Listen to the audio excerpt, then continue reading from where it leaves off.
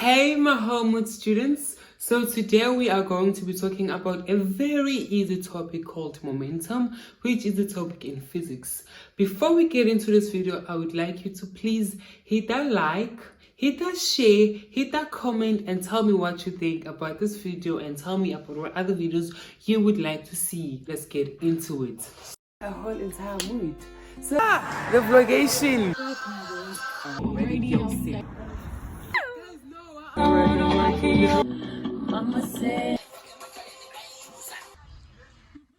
Momentum, right, is today's topic. Momentum is honestly a really easy, quick, nice topic. It's one of those topics that when you get in a test, it's literally the topics where you enjoy them the most, and one of those topics where you literally cannot get any answer wrong because it's so simple, so nice, and it is so interesting. Alrighty, so now the first thing we are going to do is we are going to define the term momentum, right? So momentum is the product of an object's mass and its velocity. So it is the product of an object's mass times its velocity. This is how you write your momentum. Momentum is the product of an object's mass multiplied by its velocity, and that's it. So now a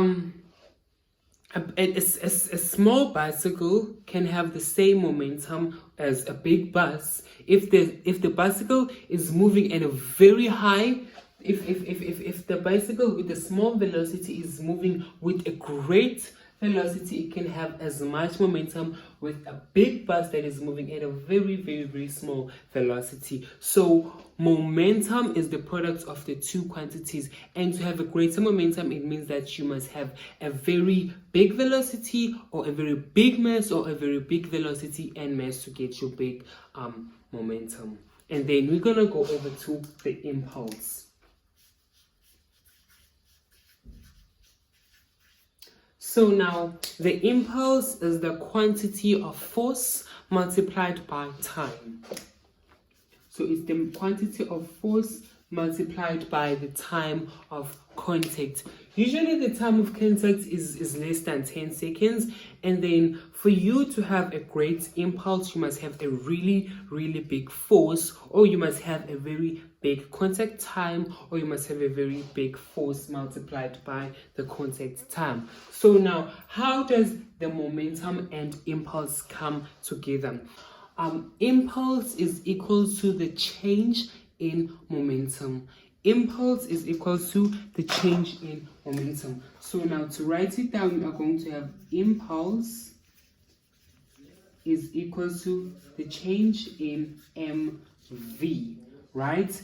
So now what this means is that impulse and change in momentum are directly proportional, and if your impulse increases, your change in momentum also increases. If your change in momentum decreases, your impulse also decreases, and they are directly proportional, which means that they both increase by the same factor. To increase your momentum, your change in momentum, it means that you are increasing your impulse. And then now, there are many conditions where you might need to decrease your change in momentum. And then now, if you have the same object that is moving at a very fast momentum, to bring that object to a stop, to decrease its change in momentum, you must apply the same impulse. So now if you have a truck that is moving at a, let us say, if you have a truck that has a mass of 2,000 kilograms, and then the truck is moving at a velocity of 100 meters per second, right? So now for you, the impulse that is required to change the momentum of this truck is the same, whether it takes a longer time or a shorter time, whether it takes a greater force or a smaller force. And that is what we are going to get into now. Okay, so what I just explained is for your impulse, which is equals to Ft, it is equals to the change in mv, right? So now if you have to bring this to a stop, you can have a great force and a small time, which is going to give you the same change in momentum as bringing in a small force and a big time, which is going to give you the same amount of change in momentum. And then one situation where we are decreasing our change in momentum over a long period of time is when, let's say, this truck is about to crash. And then which one is going to be easier? If the truck crashes over a haystack. A haystack is just a bunch of feathers, and then if the truck crashes over a haystack and then it comes to a stop, or if the truck crashes over a wall, which one is going to apply a greater change in momentum? They both will apply a greater change in momentum, but then now the one where you hit the wall is going to give you a greater force. Okay, so now it is much more better for the truck to crash over a haystack, because it is going to make the time, it is going to increase the time of decreasing the momentum, and which will make the force to be smaller. Okay, so if you want the force to be smaller, you must increase the time it changes to change the momentum. So now crashing over a haystack will make the time to decrease the momentum to be longer, and hence the force to be smaller, and then your change in momentum will be the same. But then now crashing the truck into the wall is going to increase the force that you will feel, and then the time that it changes the momentum will be smaller. And then this one is just going to is going to be hard on the person driving the car. The person driving the truck is going to feel a greater force and is going to feel more pain. So now, since your force is greater, your change in your time will be smaller, but then your change in momentum for both these conditions is the same. Okay, another example, if I'm a boxer and I hit another boxer on the nose with my fist, which case is the boxer that I hit is going to feel a greater amount of pain? Is if when my force is greater and the time of contact is smaller, or if the time of contact with the nose is greater and the force is smaller. Obviously, the person that I'm punching is going to feel more pain if my force is greater and the time of contact is smaller. But then in both these cases where the force is greater and the contact time is smaller, and when the force is smaller and the contact time is greater, both these conditions give us the same impulse. It just has different proportions of force and time. But then these proportions are the force and time in both these conditions are in the same proportions, which gives us the same change in momentum. And then another case is when you are jumping from a building down to the floor. You will feel a greater pain on your knees if you jump and you stand upright when you get to the ground, because now the contact time that you have is smaller and then the force is greater, but the change in momentum is the same than if when you jump, you bend your knees. And when you bend your knees, you increase the contact time, which makes the force smaller, but the change in momentum in both those conditions is the same. Which also goes when a karate player, a person who does karate, yeah, and the person who does karate uses their hand to break down bricks with their hand. So now what happens is the mechanism that brings that together is that when the person uses their hand, they increase the force, but they make the contact time to be smaller, and then now that is how they're able to break the bricks.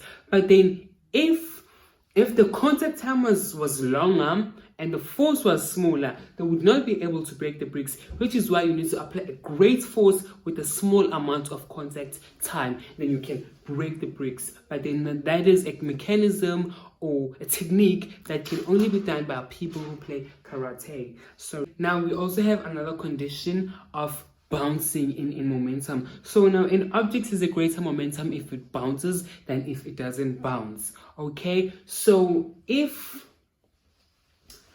this thing was to fall on my head, I would feel a greater force, I would feel more pain if it drops on my head and it bounces like it just did, than if it just drops on my head and it stands still. Why? Because now if it drops on my head and it bounces, there is a greater change in momentum than if it bounces on my head and it stands still. So now whenever there is bouncing, the change in momentum is greater. And back to the karate person, when if the karate person breaks the bricks and then their hand bounces, there is going to be a greater change in momentum than if the hand doesn't bounce. And then now, with that said, we just spoke about bouncing, and then the law of conservation of momentum, which tells us in the absence of external forces, the momentum of a system is conserved, which means that the momentum before is always the same as the momentum after. An example is when you have a cannonball and a cannon, the momentum before is 0 and the momentum after is 0, because initially the cannon and the cannonball, there is no movement, there is no motion, so which means that the velocity is 0, making the momentum before 0. Then when you fire the cannon out of the cannonball, your momentum after is also 0, because the momentum of the cannonball is equal to the momentum of the cannon, but in different directions once you fire the cannonball. So that is the law of conservation of momentum. And then now we have collisions, and we have elastic collisions and inelastic collisions. And a collision is when two objects come together and they collide and become one. And then elastic collisions is when there is no deformation or there is no generation of heat. And then inelastic collisions is when there is deformation or the generation of heat. About 99% of collisions are inelastics. And the net momentum before the collision is equal to the net momentum after the collision. The net momentum before the collision is equal to the net momentum after the collision, which I have down here. We can have 3 conditions of this case. One condition is when your 2 objects are moving towards each other and then they collide. That is condition number 1. Then condition number 2 is when one object is standing still and then one object is moving, then they come together and then they collide and become one, and either stand still or move together. And then the last condition is when one is moving in the other direction and the other one is moving into the same direction, and then they collide together and move together in the other direction. Then I'm gonna make example of a collision that is inelastic. So now we have 2 objects, one with a mass of 10 kg and the other one with a mass of 20 kg. And then the one with the mass of 20 kg is moving at a velocity of 20 meters per second. And then the other one is moving with 10 meters per second, and they are moving towards each other. Now they say calculate the the net collision, or they say prove that the net collision, after the collision and before the collision and after the collision is the same. So what you are going to do is you're going to say change in MV before equals to change in MV after. And then your change in MV before, you have your mass 10, and then this 20 is a change in MV.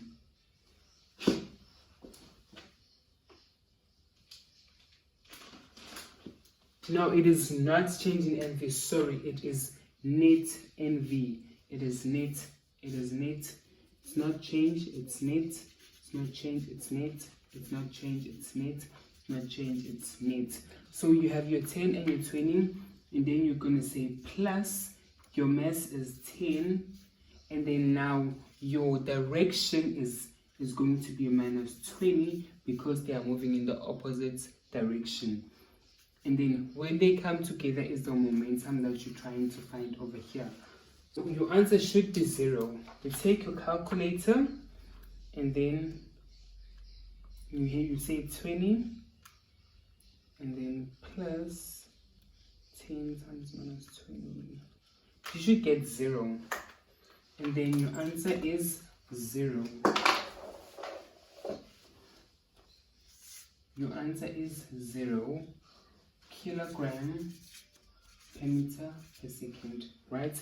So this means that your change in momentum is 0 and your momentum is conserved because the object we're moving with the same momentums in the opposite directions, and then they come together and their momentums cancel each other out, which means that when they collide, they don't move, they just stop there and they become at rest. So that concludes our topic about momentum. Thank you very much for watching. I really appreciate it. It means the world to me, and good luck on your tests, exams, and everything else that you might be preparing for. Thank you, and see you in the next video.